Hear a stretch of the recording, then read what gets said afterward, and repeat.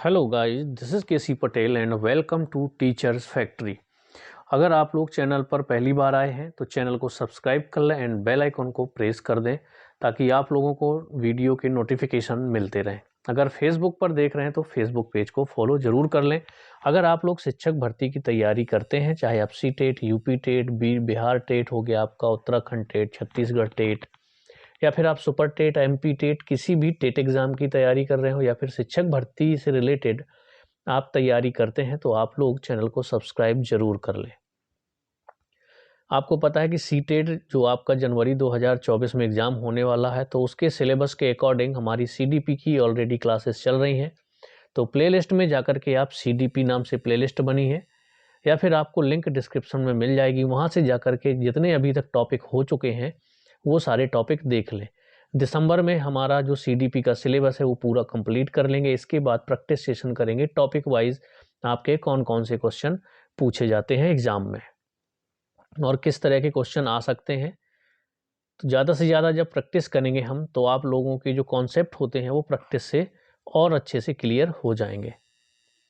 तो चलिए शुरू करते हैं। आज हमारा जो टॉपिक है वो बहुत ही ज़्यादा इम्पॉर्टेंट है। इसके पहले जो टॉपिक किया था हमने जीन पियाजे का, वो भी बहुत ही ज़्यादा इम्पॉर्टेंट टॉपिक था आपके लिए, सी टेट या फिर अदर स्टेट के टेट एग्ज़ाम के लिए।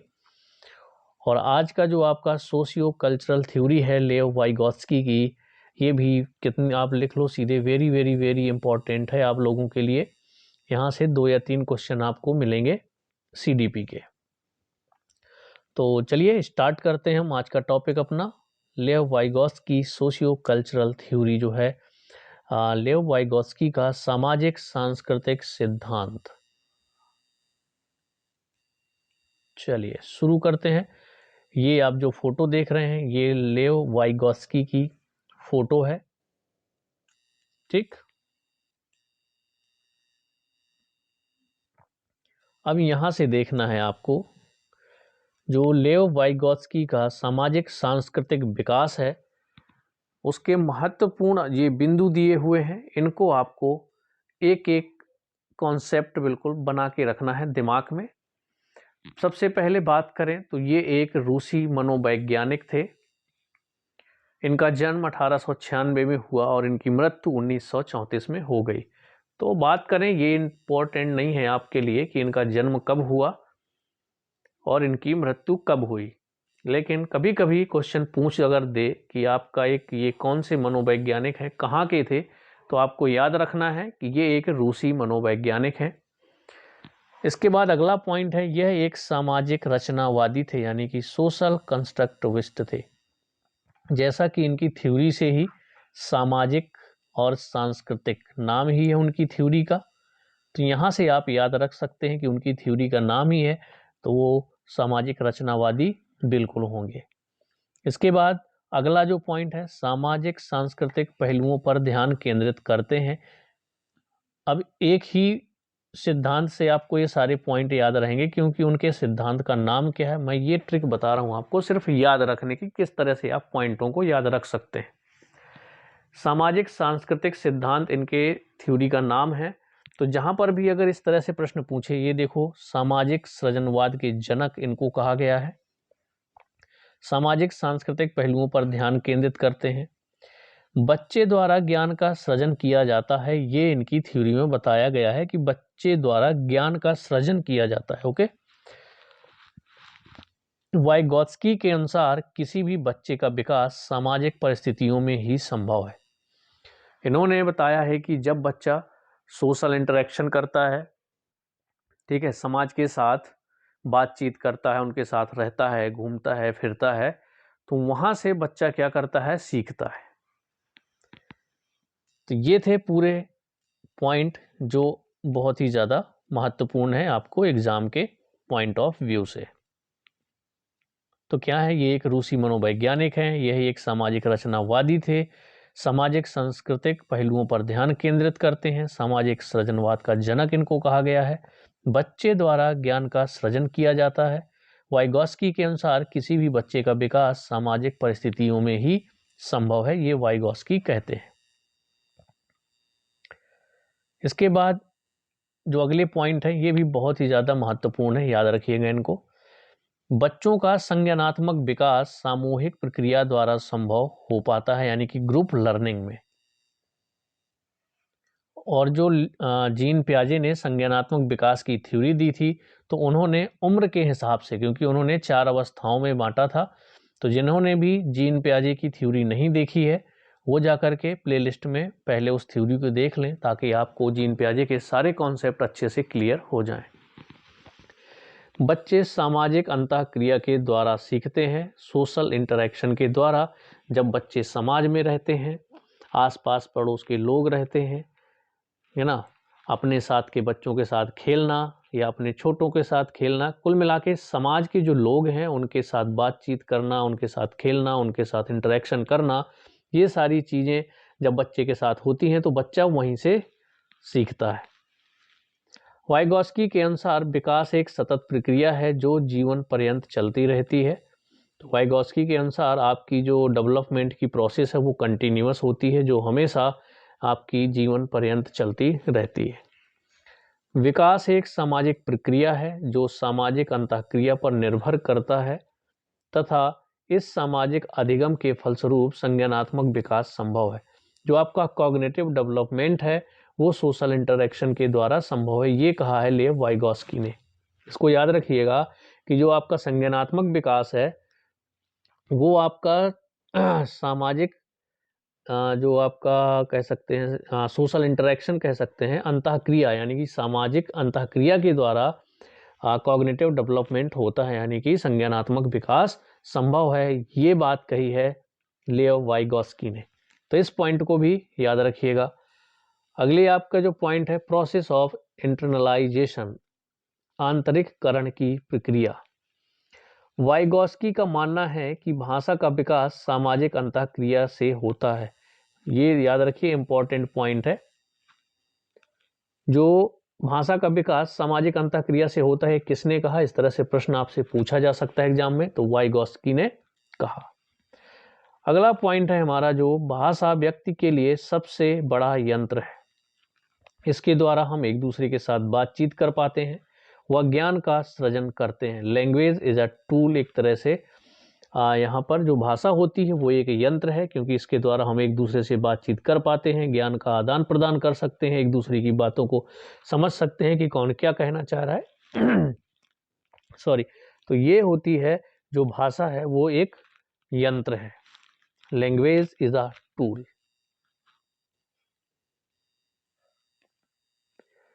यहाँ पर जितने इंपॉर्टेंट पॉइंट थे आपको सभी समझ में आ गए। आपके जो एग्जाम में क्वेश्चन है इन्हीं पॉइंट से आपको क्वेश्चन रखा हुआ मिलेगा, याद रखिएगा। इसके अलावा हम क्या करेंगे, जैसे सीडीपी के अलग अलग टॉपिक हैं, लेव वाइगॉस्की की बात करें तो लेव वाइगॉस्की के जो टॉपिक है उनका सिद्धांत है, उससे किस तरह के क्वेश्चन आते हैं वो करेंगे। जीन पियाजे से किस तरह से क्वेश्चन पूछे जाते हैं, एक एक टॉपिक के क्वेश्चन की प्रैक्टिस भी करेंगे। लेकिन फटाफट सबसे पहले हमें कंप्लीट करनी है सीडीपी की पूरी थ्योरी। इसके बाद आपका पर्यावरण अध्ययन की मैं महामैराथन क्लास ले लूँगा। बाकी जो आपकी सब्जेक्ट की पेडालॉजी बची, वो सब्जेक्ट की पेडालॉजी भी आपकी एक एक दो दो वीडियो में ख़त्म कर देंगे। लेकिन अगर आपने सीडीपी का कॉन्सेप्ट अच्छे से समझ लिया तो आपकी जो सब्जेक्ट पेडालॉजी होती है उसको समझने में बहुत आसान हो जाएगा।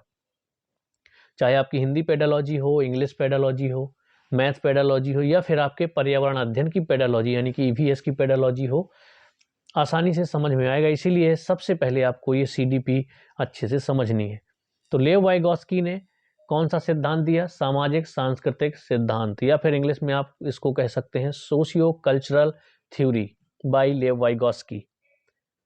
और उनके नाम में ही सामाजिक सांस्कृतिक थ्योरी लिखा हुआ है, तो इसको याद रखिएगा कि उन्होंने समाज को बहुत ही ज़्यादा इंपॉर्टेंस दी है कि जो बच्चा सीखता है वो सोशल इंटरेक्शन के द्वारा सीखता है, समाज के साथ अंतःक्रिया करके सीखता है, और जो संज्ञानात्मक विकास है वो भी सोशल इंटरेक्शन के द्वारा बच्चे का होता है। याद रखिएगा इन पॉइंट को। अब जो महत्वपूर्ण उनके पहलू हैं लेव वाइगॉस्की के, उनको एक एक पढ़िएगा, समझिएगा। वाइगॉस्की के 3 महत्वपूर्ण पहलू जो मैं बता रहा हूँ, सिर्फ सुनते जाइए, तो जब आपके सामने क्वेश्चन होगा ना तो आंसर आप अपने आप लगा देंगे। बस मेन चीज़ है कि कहना क्या चाह रहा हूँ मैं, उसको आपको समझना है। वाइगॉस्की एक रचनात्मक विचारधारा वाले व्यक्ति थे जिन्होंने सामाजिक और सांस्कृतिक सिद्धांतों के आधार पर छात्रों के संज्ञानात्मक विकास की व्याख्या की थी। जहां जीन पियाजे संज्ञानात्मक विकास में उम्र को आधार बनाकर चलते हैं, तो जीन पियाजे की जिन्होंने थ्योरी नहीं देखी उनको देख लें, क्योंकि जो संज्ञानात्मक विकास की थ्योरी दी है जीन पियाजे ने, तो उन्होंने उम्र को आधार बनाया था, इसीलिए उन्होंने 4 अवस्थाएं बताई हुई हैं। वहीं वाइगॉस्की संज्ञानात्मक विकास के लिए सामाजिक और सांस्कृतिक सिद्धांतों को आधार बनाते हैं।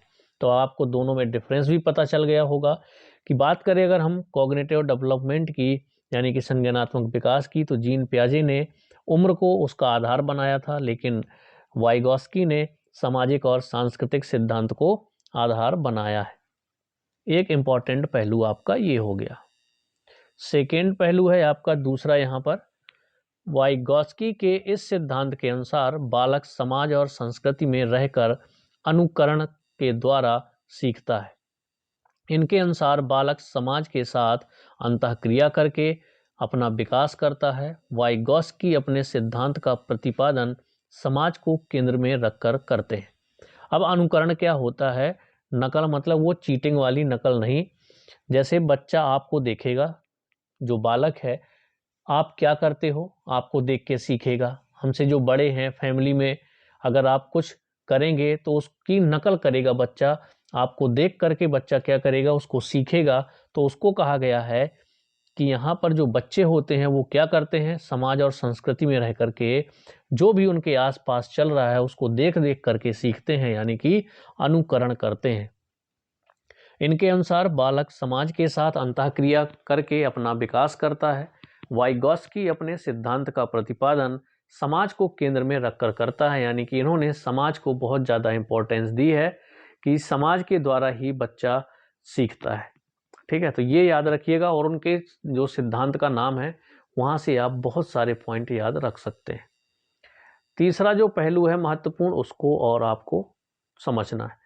वाइगॉस्की बालक के संज्ञानात्मक विकास में सामाजिक अंतःक्रिया, भाषा, संस्कृति को महत्वपूर्ण स्थान देते हैं।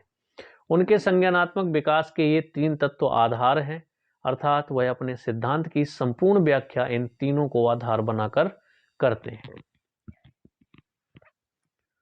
अंतःक्रिया, भाषा, संस्कृति को महत्वपूर्ण स्थान देते हैं।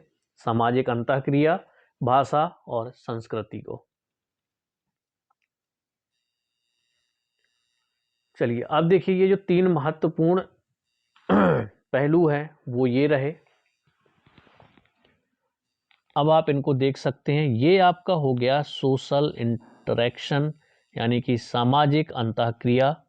दूसरा हो गया आपका लैंग्वेज यानी कि भाषा। कल्चर हो गया आपका संस्कृति। ये 3 महत्वपूर्ण पहलू हैं जो लेव वाइगॉस्की ने अपने सिद्धांत में दिया है और इनको इम्पोर्टेंस दी है, लेव वाइगॉत्स्की। ओके, तो कौन कौन से हैं? सोशल इंटरेक्शन यानी कि समाज के साथ अंतःक्रिया, दूसरा कल्चर यानी कि संस्कृति, तीसरी है आपकी भाषा यानी कि लैंग्वेज, और उनका जो सिद्धांत का नाम है वो नाम ही है सामाजिक। ओके, तो इसमें आपका समाज आ गया, सांस्कृतिक तो आपकी संस्कृति आ गई, कल्चर आ गया यहाँ पर, और भाषा आपको और याद रखना है। यानी 2 पॉइंट आप उनके सिद्धांत के नाम से याद रख सकते हैं। तीसरी आपकी लैंग्वेज हो गई यानी कि भाषा हो गई। ये 3 महत्वपूर्ण पहलू हैं लेव वाइगॉस्की के। बच्चा जो है सोशल इंटरेक्शन, भाषा और कल्चर।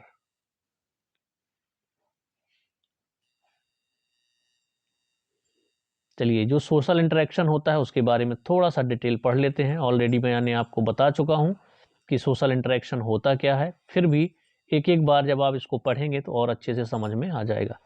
सामाजिक अंतःक्रिया, इसको हिंदी में बोलेंगे सोशल इंटरेक्शन।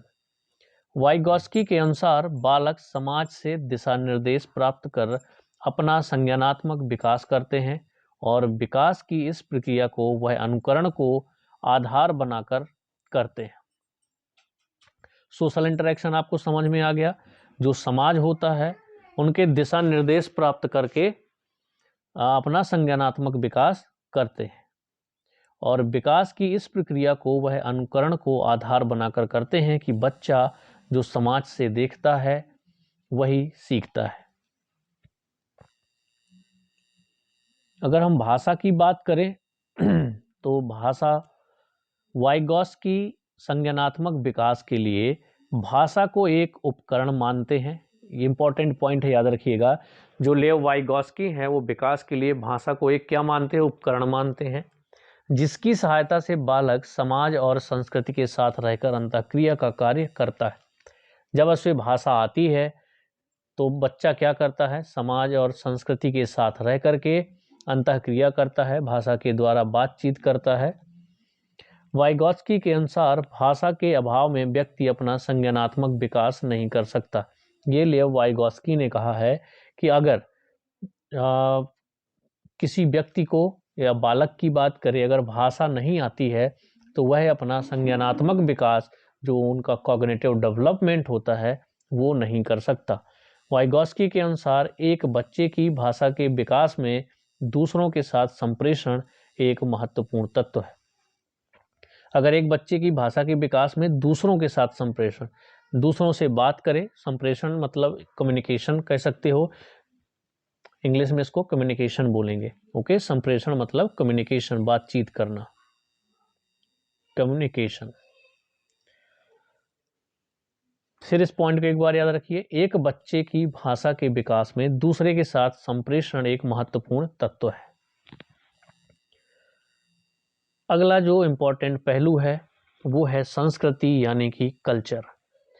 वाइगॉत्स्की सिद्धांत में संस्कृति का अपना अहम योगदान है। संस्कृति बालक में नैतिक मूल्यों का विकास करती है। नैतिक मूल मतलब आपका मोरल डेवलपमेंट यानी कि नैतिकता। संस्कृति आप समझते ही हैं कि जो हमारे समाज में कल्चर चलते हैं, जैसे बड़ों के पैर छूना, ये बच्चा कहाँ से सीखेगा? अपने समाज से सीखेगा। अगर आपके समाज में कुछ बुराइयां हैं तो बच्चा वो भी ग्रहण करेगा। इसीलिए बालक को कोशिश करिए कि वो एक अच्छे संस्कृति में रहे, अच्छे समाज के साथ रहे, तो बच्चा भी आपका वैसे ही सीखेगा, क्योंकि बच्चा क्या करता है? अनुकरण करता है, दूसरों को देख करके सीखता है। मनुष्य को सभ्य व्यवहार करने की ओर प्रेरित करती हैं और बालक यह सब भी अनुकरण द्वारा ही सीखता है। आपको समझ में आ गया होगा, जो आपका सोशल इंटरेक्शन होता है, जो आपकी लैंग्वेज होती है, जो आपकी संस्कृति होती है, तीनों के बारे में मैंने आपको एक एक करके बता दिया, उनके महत्वपूर्ण पहलू बता दिए। जो लेव वाइगॉत्स्की हैं उन्होंने इन तीनों पहलुओं को बहुत ही ज़्यादा इम्पोर्टेंस दी है। चलिए अब बात करते हैं जो कुछ टर्म हैं। वाइगॉत्स्की अपने सामाजिक सांस्कृतिक सिद्धांत में 3 अन्य तत्वों को भी महत्वपूर्ण स्थान देते हैं। कौन कौन से तत्व हैं वो, जिन्हें इस सिद्धांत के आधार के रूप में माना जाता है? इन 3 तत्वों के नाम है, एक ZPD, zone of proximal development, MKO यानी कि make knowledgeable more knowledgeable others, okay, और इसका फोल्डिंग के नाम से जाना जाता है। तो आइए इसे विस्तार पूर्वक जानने का प्रयास करते हैं हम लोग कि ये एक्चुअली में है क्या। ये तीनों जो टर्म हैं, ये तीनों तत्व हैं जो वाइगॉत्स्की ने सामाजिक सांस्कृतिक सिद्धांत में बताया हुआ है। चलिए पहले तो इनको एक एक करके देख लेते हैं, इनका फुल फॉर्म क्या है, ये एक्चुअली में होते क्या हैं। देखिए ZPD की बात करें तो ये आपका क्या हुआ? Zone of proximal development, ZPD यानी कि संभावित विकास का क्षेत्र, जोन ऑफ पोटेंशियल डेवलपमेंट कह सकते हो, या जोन ऑफ प्रॉक्सिमल डेवलपमेंट। तो संभावित विकास का क्षेत्र होता है जिसको हम बोलते हैं ZPD।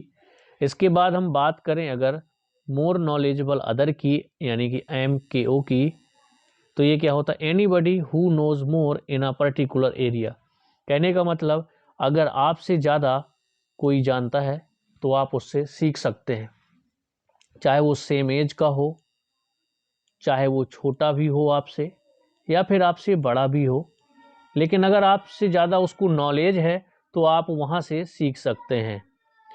इसके बाद बात करें स्कार्फ फोल्डिंग की, तो स्कार्फ फोल्डिंग होती है आपकी अस्थायी मदद, यानी कि टेम्पररी हेल्प। हिंट से आप उनको दे सकते हो। अस्थायी मदद इसलिए कहा जाता है, इसको हिंदी में आप ढांचा कह सकते हो या फिर आप इसको पाड़ भी कहते हैं हिंदी में। तो ये आपको याद रखना है कि हिंदी में ढांचा या पाड़ भी आपसे क्वेश्चन में लिख के पूछा जा सकता है। तो इनका मतलब समझ में आया। संभावित विकास का क्षेत्र ये है कि अगर बच्चे की कोई हेल्प की जाए तो बच्चा यहाँ कितना सीख सकता है। तो ये आपका टर्म होगा ZPD, मोर नॉलेजेबल अदर का मतलब कोई ऐसा पर्सन जो आपसे ज़्यादा जानता है वो आपको हेल्प करेगा, और अस्थायी मदद को हम क्या बोलते हैं, स्कार्फ फोल्डिंग बोलते हैं। तो आई थिंक आपको ये तीनों जो तत्व हैं, जो आपके जो टर्म हैं, ये आपको समझ में आ गए होंगे। फिर से एक बार बता देता हूं क्योंकि ये बहुत ही ज़्यादा महत्वपूर्ण है। नीचे अभी एग्जाम्पल के थ्रू इन्हीं सभी टर्म को समझेंगे तो आपको और अच्छे से समझ में आएगा, लेकिन एक बार फिर समझिए।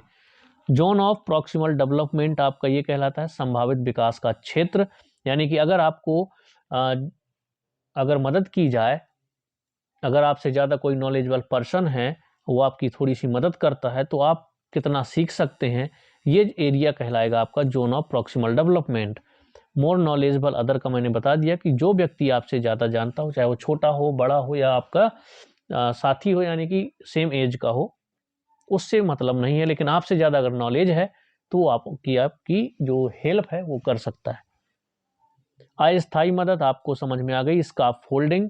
अस्थायी मदद आपकी होती है टेम्पररी हेल्प, कि अगर बच्चे की टेम्पररी हेल्प कर दी जाए, इसके बाद बच्चा अपने आप सीख जाएगा।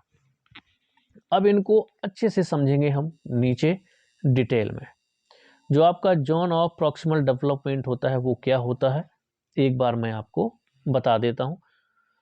वाइगॉस्की के संभावित विकास के क्षेत्र के अनुसार व्यक्ति को इस स्तर में सीखने के लिए अन्य व्यक्ति की सहायता की आवश्यकता होती है, अर्थात इसमें अन्य ज्ञानवान व्यक्ति के अभाव में इसका विकास संभव नहीं है। यानी कि अगर आपको इस एरिया में आना है तो आपसे ज़्यादा नॉलेज वाला कोई पर्सन हो, वो आपकी मदद कर सकता है, तो आप सीख सकते हैं। विकास के इस क्षेत्र में व्यक्ति को उचित दिशा निर्देश की आवश्यकता होती है। इसी के सहायता से व्यक्ति अपने आगे लक्ष्य को प्राप्त करने में सक्षम हो पाता है। जोन ऑफ प्रॉक्सिमल डेवलपमेंट ये होता है कि कोई ऐसा पर्सन है जिसको आपसे ज़्यादा नॉलेज है, वो अगर आपकी थोड़ी बहुत हेल्प करता है या आपको हिंट देता है, हमेशा हेल्प नहीं करेगा, लेकिन आप उसकी हेल्प से बहुत अच्छे तरीके से कोई चीज़ सीख सकते हैं, नॉलेज प्राप्त कर सकते हैं, तो वही आपका कहलाएगा जोन ऑफ प्रॉक्सिमल डेवलपमेंट, यानी कि संभावित विकास का क्षेत्र। इस संप्रत्यय के अनुसार इस स्तर में व्यक्ति अपने मित्र या फिर अपने किसी परिजन के माध्यम से अपनी समस्याओं का समाधान प्राप्त करता है। वाइगॉस्की के अनुसार छात्र इस स्तर में व्यक्तिगत अधिगम करना सीखते हैं और वह नवीन विचारों को ग्रहण करने में बहुत उत्सुक अनुभव करते हैं। अब इतना जो लिखा हुआ है, इतना दिमाग में नहीं डालना है कि अरे इतना सारा कैसे दिमाग में रखेंगे। आपको चीज़ें याद नहीं करनी है, सिर्फ समझना है। और यहाँ पर जो लिखा है वो समझाने के लिए लिखा हुआ है, बाकी मैं क्या बोल रहा हूँ आपको उन पर ध्यान देना है और मेरे उन शब्दों पर ध्यान देना है कि जोन ऑफ प्रॉक्सिमल डेवलपमेंट सीधे वो होता है कि अगर मैं आपकी, मान लीजिए कि आपको बाइक चलाना नहीं आता, तो मुझे पता है कि अगर अब मुझे चलानी आती है गाड़ी, बाइक चलानी मुझे आती है, या फिर आप ये ध्यान दे लें कि बाइक की बात ना करें, मान लीजिए चलिए कार की बात कर लेते हैं। कार चलानी आपको नहीं आती लेकिन मुझे आती है, तो अगर मैं आपको कार चलाना सिखा दूं, मैं आपकी हेल्प करूं, ऐसा तो है नहीं कि सिर्फ मैं ही चलाऊंगा, मैं सिर्फ आपकी हेल्प करूंगा, इसके माध्यम से आप समझिएगा। मैं आपको समझा ही देता हूं अच्छे तरीके से, यहां पर समझिएगा। मान लीजिए ये आपकी गाड़ी हो गई है ना, ड्राइंग बड़ी बुरी है, चलिए, ये आपकी मान लीजिए 4 व्हीलर है। अब अगर मैं आपकी हेल्प करूं तो आप इसको चलाना सीख सकते हैं। तो ये चलाना सीखना, अगर मैं आपकी हेल्प करूंगा तभी आप सीख पाएंगे, क्योंकि आप मुझे ऑलरेडी गाड़ी चलानी आती है, कार चलानी आती है, तो मैं क्या हो जाऊंगा, IMKO। समझिएगा इसको, यानी कि मोर नॉलेजेबल अदर्स, ये हो गया मैं। अब आप इस कार को चलाना सीख सकते हैं अगर मैं आपकी हेल्प करूं तो ये आपका हो जाएगा ZPD, zone of proximal development. अब मैंने जो आपकी ये टेम्पररी हेल्प करी थी, याद रखिए ZPD और MKO के बीच में मैंने आपकी हेल्प करी, यानी आपने मेरा सहारा लिया, मैंने आपकी टेम्पररी हेल्प की। हमेशा तो मैं आपको नहीं चलवाता रहूँगा ना गाड़ी, ना हमेशा हेल्प करता रहूँगा, लेकिन कुछ समय के लिए मैंने आपकी हेल्प की और आपने कार चलाना सीख लिया। तो ये जो मैंने आपकी हेल्प करी टेम्पररी, ये आपकी कहलाएगी scarf folding. I think example से आपको अच्छे से समझ में आ गया होगा। चलिए अगले पॉइंट की तरफ बढ़ते हैं हम। ये देखिए, ये वही है यहाँ पर समझाने के लिए, जोन ऑफ प्रॉक्सिमल डेवलपमेंट वाली बात है कि ये जो एरिया है ये आपका क्या हो जाएगा, ZPD का। स्टेपलर्सन्स कैन डू विथ सपोर्ट, मतलब सपोर्ट के द्वारा आप इसको सीख सकते हो। ये एक लर्नर हो जाएगा जो सपोर्ट करने पर सीख जाता है।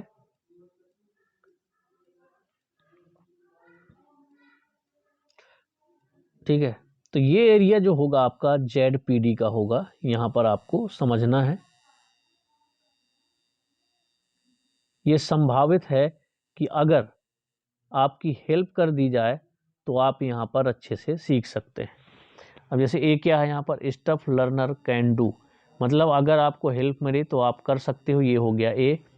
Stuff learners can do with support, अगर आपको सपोर्ट मिल जाता है तो आप क्या कर लोगे, ZPD, zone of proximal development, यानी कि आप कार चलाना सीख सकते हो, जैसा मैंने आपको एग्जाम्पल में बताया। अभी हो गया stuff learners can't do even with support.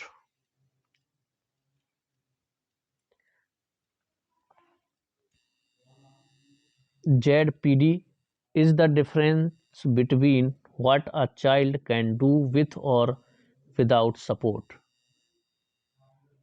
ZPD is the difference between, किसके किसके बीच का डिफरेंस है ये, चाइल्ड कैन डू विथ और विदाउट सपोर्ट, यानी कि जो बच्चा है वो सपोर्ट के साथ सीख सकता है और बिना सपोर्ट के नहीं सीख सकता, उनके बीच का डिफरेंस है ये चीज।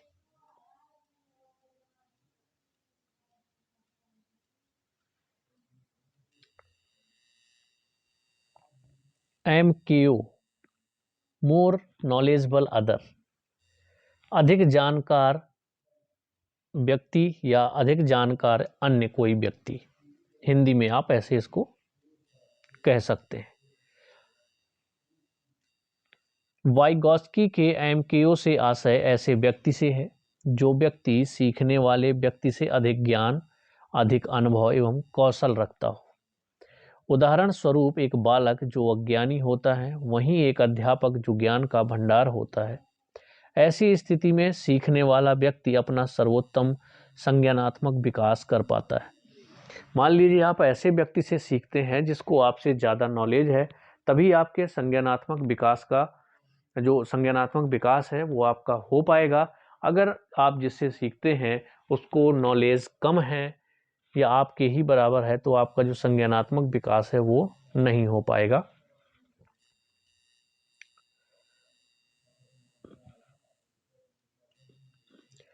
वाइगॉस्की के सामाजिक सांस्कृतिक सिद्धांत, यानी कि वाइगॉस्की सोशियो कल्चरल थ्योरी के अनुसार अगर सीखने वाले में सिखाने वाले से अधिक बुद्धि होगी या उसके समान बुद्धि होगी तो ऐसी स्थिति में बालक का संज्ञानात्मक विकास भली भांत नहीं हो पाएगा।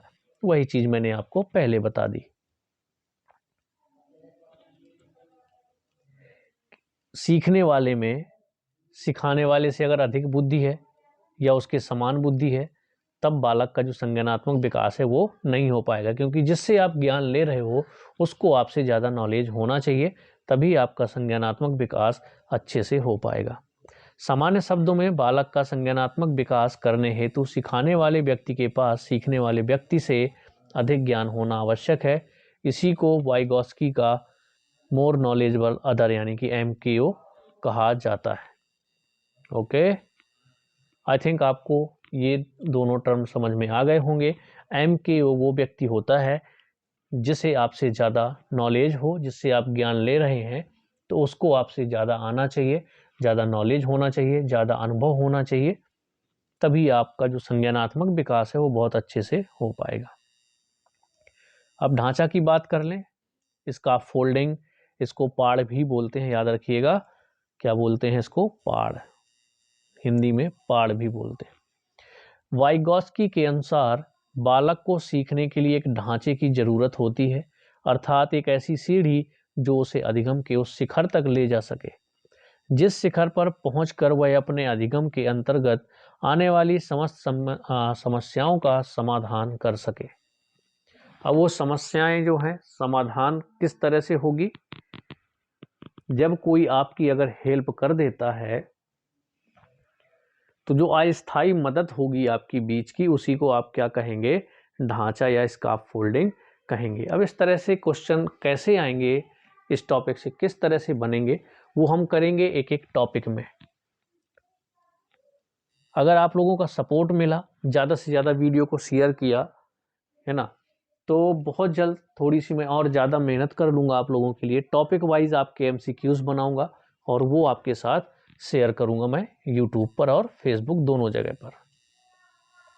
अब शॉर्ट में अगर आप यहाँ पर समझे तो किस तरह से हो जाएगा, देखिए, ये एक अगर फादर है जो अपने बच्चे को साइकिल चलाना सिखा रहे हैं, यहाँ पर क्या कर रहे हैं? हेल्प कर रहे हैं। जब बच्चा धीरे धीरे चलाने लगता है तो क्या होता है, जो फादर है वो अपना हाथ छोड़ देता है और बच्चा धीरे धीरे सीख जाता है। लेकिन स्टार्टिंग में क्या थी, उसको हेल्प की ज़रूरत थी कि आप पहले थोड़ा सा सपोर्ट दें उसको। जब आप सपोर्ट देंगे तो बच्चा क्या हो जाएगा? सीख जाएगा साइकिल चलाना।